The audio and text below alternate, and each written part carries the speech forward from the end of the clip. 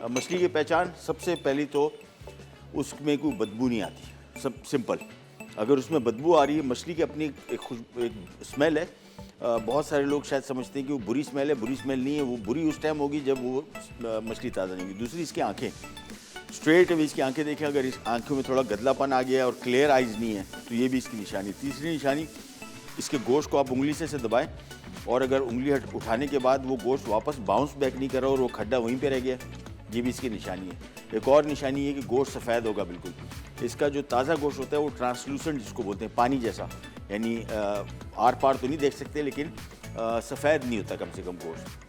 तो ये जहन में रखिए कि बहुत सारी निशानियाँ जिसमें आप मछली ख़रीद सकते हैं, लेकिन ये जो बेसिक निशानियाँ मैंने आपको बताई, और अगर आप करीब सूंघ के देखें और उसमें स्मेल आ रही है तो, और बुरी स्मेल है, तो ये इसकी कंफर्म। असल में इशू क्या है, मछली हमारे यहाँ एक तो जिस तरीके से फ़िशरी से ही लेके दुकानों तक आती है वही मार खा जाती है बहुत। अब मैं फ़िशरी जाता हूँ मछली ख़रीदने, मैं अपने साथ आइस बॉक्स लेकर जाता हूँ, उसमें बर्फ़ डलवाता हूँ, और वो मछली की कटिंग के दौरान जो थोड़ा सा टाइम लगता है उसमें भी मछली ख़राब हो जाती है, गर्मी होती है बहुत ज़्यादा।